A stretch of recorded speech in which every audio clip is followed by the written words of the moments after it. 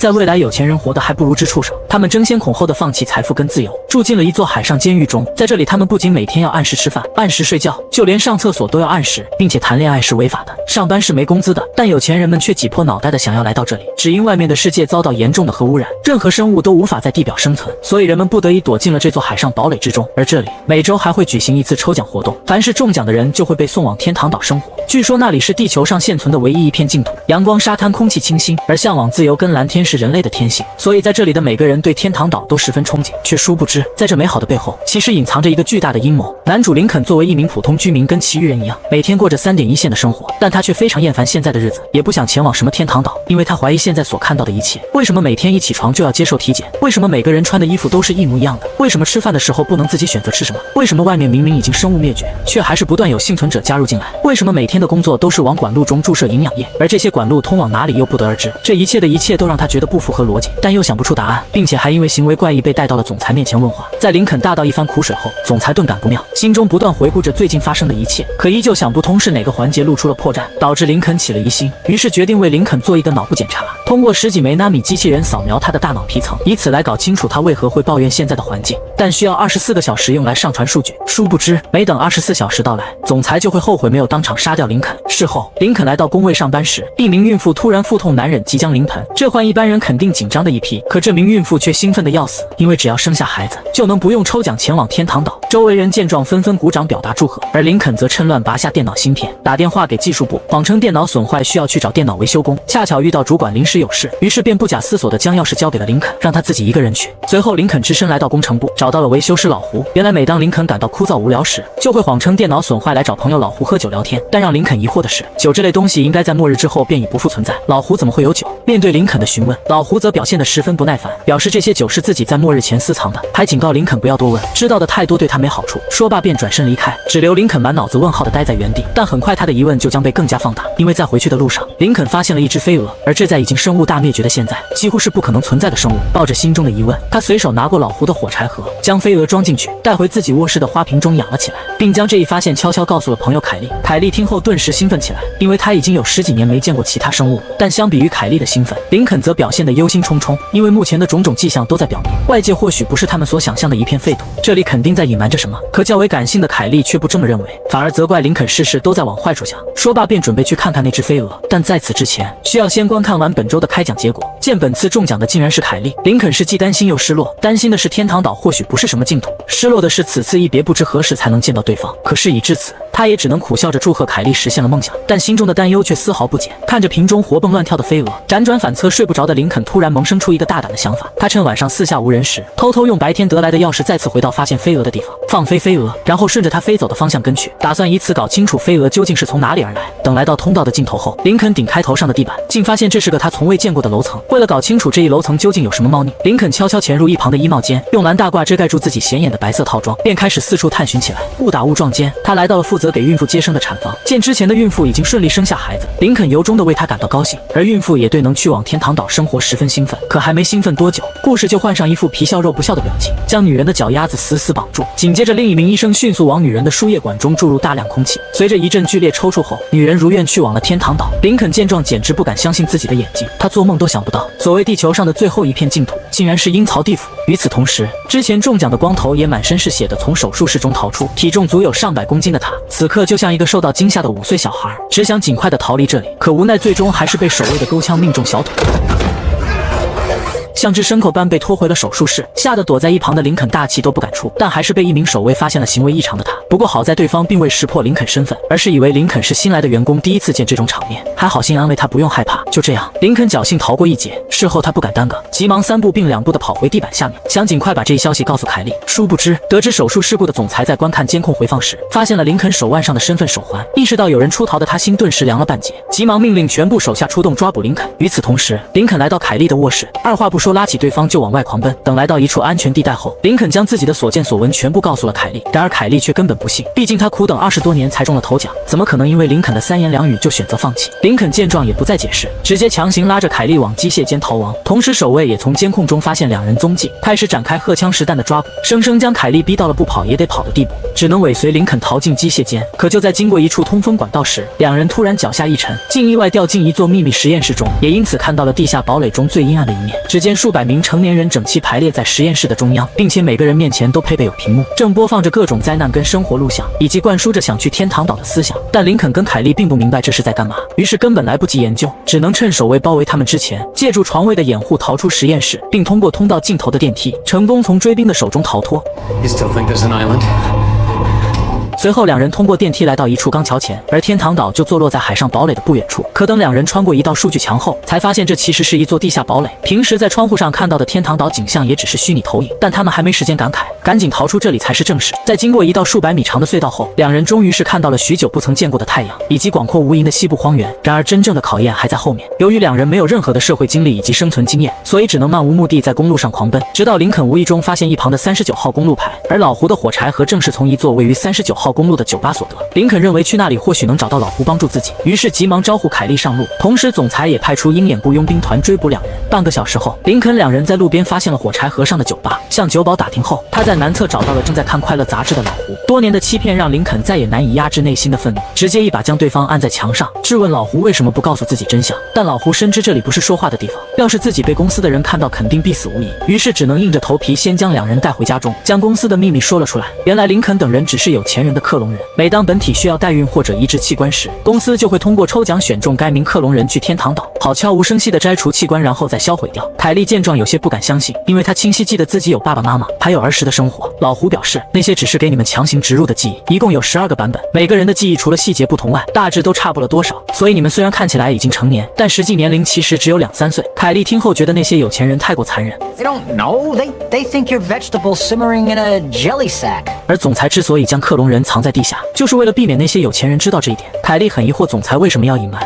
Just because people want to eat the burger doesn't mean they want to meet the cow. 并且克隆人是违法的，而那些本体都是些有名的政商名流，如果消息泄露出来，肯定会受到牵连，总裁也会吃不了兜着走。林肯听后顿时计上心头，表示要找到自己的本体，让对方帮忙曝光地下堡垒的丑闻。可老胡却劝2人打消这个念头，因为那些有钱人根本不在乎克隆人的死活。但怎奈林肯执意要试一试，老胡无奈只能同意，毕竟他现在跟林肯是一根绳上的蚂蚱。随后老胡在网上查找出2人本体所在的城市后，便驱车带他们前往车站。路上老胡递给2人一张信用卡跟一些现金，并告诉他们钱的用途。但最重要的还是提醒林肯， I know you're new to this whole human experience and all, but there's one universal truth, and that is you never give a woman your credit card. Right. 可就在林肯在厕所排出身体的那米机器人时，却意外让雇佣兵团检测到信号源，知道了他正在车站，而3人对此还一无所知。直到老胡在为2人买地图时，遇见了一个熟悉的面孔。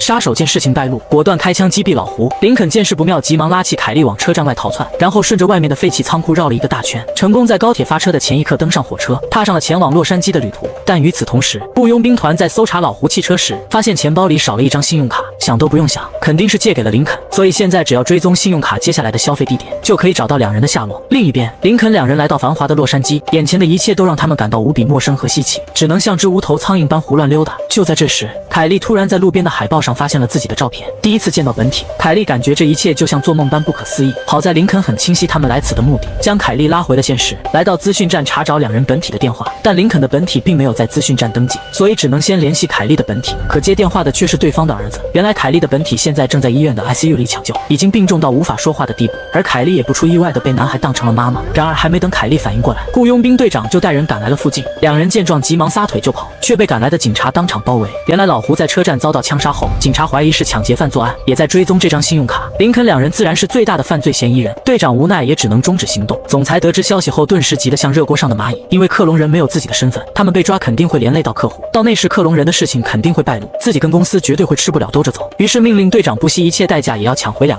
另一边，林肯在接受盘问时，急中生智报出了自己本体的名字，然后在警察调取档案时看到了自己本体的地址，接下来就是思考该如何脱身，却不料竟被自己的追兵帮了大忙。雇佣兵团接到命令后，直接丧心病狂地在城市中对警方展开了袭击。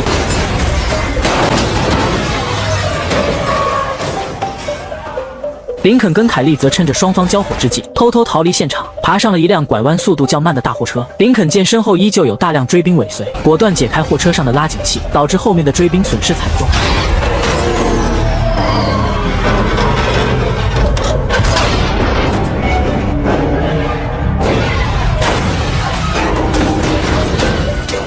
队长见迟迟追不上，急忙呼叫飞行摩托支援，但还没帅过3秒，就遭到林肯的偷袭。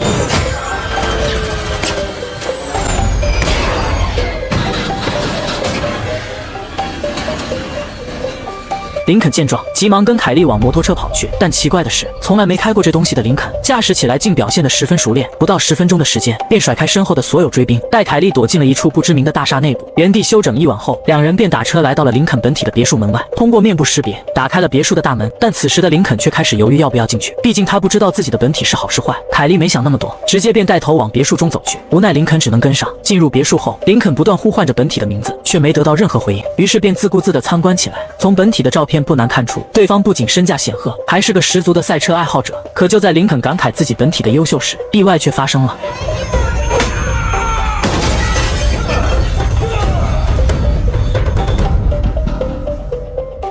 两人双目对视的一瞬间，富豪当场呆愣在原地，反观林肯却十分开心。面对富豪的疑问，林肯大方地做起了自我介绍，但明白过来的富豪对林肯并不感兴趣，反而对凯莉情有独钟。因为像凯莉这样的顶级女星，换以前他根本没有任何接触的机会，而且凯莉还是张不明人士的白纸，仅仅几句话便被富豪的友善迷惑，却不知眼前这个温文尔雅的男人，其实是个人面兽心的混蛋。在未来人类婴儿刚出生就已经成年，只见工人先是取出一个1米宽的人工胎盘，然后再用液压钳将足有手臂粗细的脐带切断，拿起小刀划破胎盘外皮，等内部的营养液全部放干净后，一个活生生的成年人就这样降临在了这个世界。经过医生检验为优良产品后，再打上身份烙印以及戴上合格证手环，男人就可以投入使用，但却不是用来充当劳动力，而是为了满足富人们长生不死的欲望。盯着眼前稍显雏形的胚胎，总裁为各位政商名流介绍道：胚胎根据客户的基因1对1定制，只需10个月便可培育成熟，拥有跟客户一致的身体年龄以及长相。当本体需要代孕以及器官移植时，便可以随时当做生育工具以及零件库使用。理论上可以为本体延长60到70年的寿命，并且所有克隆人自出生起就保持在植物人的状态，没有意识和情感。但其实所谓的植物人只是总裁的谎言，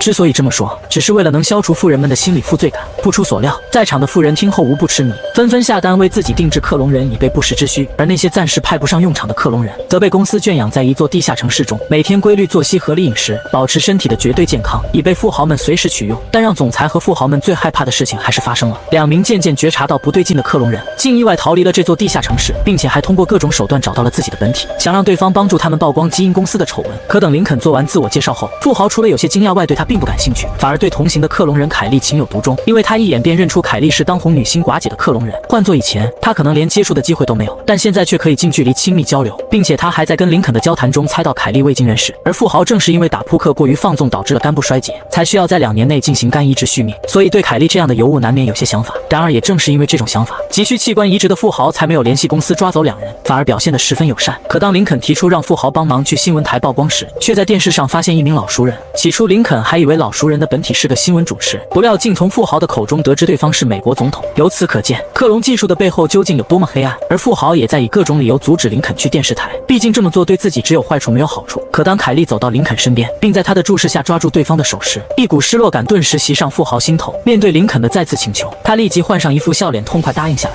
然后假借换衣服为由，来到卧室给基因公司打去电话，说出家里出现2个克隆人的情况。紧接着便急忙来到楼下招呼2人前往电视台，但凯莉却从富豪的眼神中觉察到异常，提醒林肯要小心为上，因为富豪现在的眼神跟林肯之前说谎话时的眼神一模一样。林肯听后选择相信凯莉，于是决定自己单独跟富豪去电视台，留凯莉待在这里以防万一。富豪担心受到怀疑也不好拒绝，只能无奈同意下来。可更让他无奈的是，之前从没见过汽车的林肯竟然要求开车，这对富豪之后的计划显然会有影响。但经不住林肯的强硬要求，他也只能再次妥协。殊不知，这将会是他此生做过最错误的决定。2人在路上等红绿灯时，早已埋伏已久的雇佣兵团突然杀出，富豪也卸下伪装，持枪瞄准了林肯。可这种威胁对林肯来说根本无效，因为就算束手就擒也是个死，倒不如搏一搏单车变摩托。于是不顾富豪的威胁，直接便一脚油门从直升机的下方冲了过去。雇佣兵队长不敢耽搁，急忙招呼全部手下跟上。而富豪那边由于林肯的车速过快，也不敢贸然开枪攻击对方，只能任由林肯在路上狂飙。在经过长达10几分钟的追逐战，以及富豪在旁边的不断干扰后，汽车最终在郊外的一座废弃仓库中停了下来。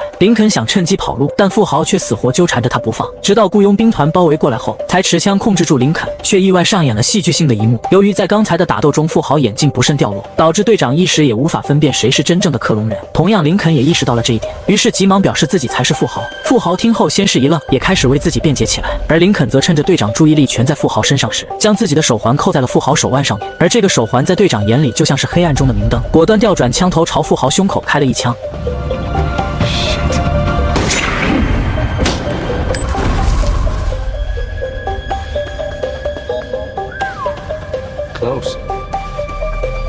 随后，富豪尸体被装进袋子运回了公司。林肯向队长表达了感谢，可队长非但不领情，还威胁林肯要严格保守克隆人拥有意识的秘密，但实则是为了测试自己有没有杀错人。毕竟林肯来到洛杉矶找本体帮忙，就是为了能曝光克隆人的丑闻。面对这样的问题，势必会出现情绪波动。现在只要林肯的回答稍有问题，队长便会毫不留情地干掉他。好在林肯及时调整情绪，装出一副为了活命不择手段的模样，这才打消队长的怀疑，逃出升天，顶替富豪的身份跟凯莉过了一段安稳日子。可幸福总是短暂的。第二天，基因公司突然打来电话，告诉了林肯一个坏消息。原来总裁在观看林肯之前的脑部扫描图时，发现他竟然继承了部分属于本体的记忆。这样一来，就能解释林肯为什么能凭空学会开车。科学家感叹这是人类克隆技术的重大突破，但总裁却感到一阵脊背发凉。毕竟这样一来，克隆人就会变得难以控制，自己的公司也会因此功亏一篑。于是急忙下令销毁掉跟林肯同一批生产以及正在培育中的所有克隆人跟胚胎，并以存在设计漏洞为借口，通知所有客户前来重新定制。林肯听后感到十分震惊，他没想到仅仅因为在自己身上出现的失误，基因公司就要残忍杀害那么多的克隆人。本着淋过雨的人更懂得为他人撑伞的原则，林肯跟凯莉一和解，决定利用目前的富豪身份彻底捣毁这个灭绝人性的基因公司。两人的计划分为2步，林肯负责利用富豪的身份先行潜入公司内部，凯莉则故意出现在人多眼杂的地方，吸引雇佣兵队长前来抓捕，好以此进入基因公司。但意外的是，凯莉的本体现在急需进行器官移植救命，所以第一时间便被送往了手术室。而队长却看着凯莉远去的背影，陷入了深深的自我怀疑。而凯莉对此并不知情，他趁医生在准备麻醉药时，悄悄从腰间拔出手枪，不费吹灰之力便控制住在场的守卫跟医生，然后伪装成医生，跑去跟林肯在约定地点会合。自此两人再次兵分两路，由林肯去破坏地下堡垒的电力系统，凯莉负责搭救即将被销毁的同胞。却不料刚走到半路，就遇到黑得发光的队长。此时虽然凯莉有枪在手，但面对队长冷静到可怕的眼神，他的大脑又瞬间短路。队长就这样轻松制服了凯莉。可奇怪的是，在守卫们将单纯的克隆人哄骗进焚烧炉，准备进行惨无人道的销毁时，队长竟跟凯莉站在了同一战线。原来就在凯莉被推进手术室时，队长从总裁的口中得知，由于抓捕凯莉的时间过长，凯莉的本体已经生命垂危，就算进行器官移植也无力回天。但总裁却依旧要摘除凯莉的器官，因为凯莉是客户花钱买来的私人财产，就算没用也必须处理掉。队长听后心中有些不忍，倒也不是因为他是个好人，而是队长的父亲是一名非洲反叛军首领。在战争失败后，队长作为首领的儿子便被刻上了下等人的烙印，从此过上了猪狗般的生活，毫无人权。直到他成为一名雇佣兵，做起了战争生意。但他虽然杀人如麻，却从未将人当作畜生。总裁的所作所为让队长联想到了自己儿时的遭遇，不免开始有些同情这些克隆人，于是才决定帮助凯莉。而这几个小喽啰，对于经历过无数战争的队长来说根本不值一提，只是眨眼的功夫便控制住局面，将所有身处死亡线的克隆人救了出来。与此同时，医生在检查林肯的尸体时，发现他手腕上并没有身份烙印，死的人其实是那个客户。总裁听后如遭雷击，急忙下令抓捕伪装成富豪的林肯，并在得知林肯正在毁掉发电机时，决定亲自出手干掉对方泄愤。可此时的林肯已经摧毁了发电机的核心部件，没等总裁彻底控制住他，发电机就发生了剧烈爆炸，气得总裁恨不得让林肯死上1万遍，却不料让即将窒息的林肯摸到了掉在地上的鱼枪，总裁喉咙被射中。林肯见状，趁着第2波爆炸来临时，用钢丝死死缠住总裁脖子，将对方吊死在了钢桥上，自己则被后背的鱼钩吊在半空，阴差阳错捡回了一条命。爆炸的冲击波炸穿了地下堡垒的顶端，随着刺眼的阳光射入地堡内部，基因公司的末日谎言也不攻自破。数千名克隆人们争先恐后的离开地堡，见到了他们自出生起就没见过的广袤大地。可这些既没有国籍也没有身份的克隆人，之后的日子又该何去何从？是等自己的本体死去后取代他们的身份，还是在无尽的迷茫中选择离开这个世界？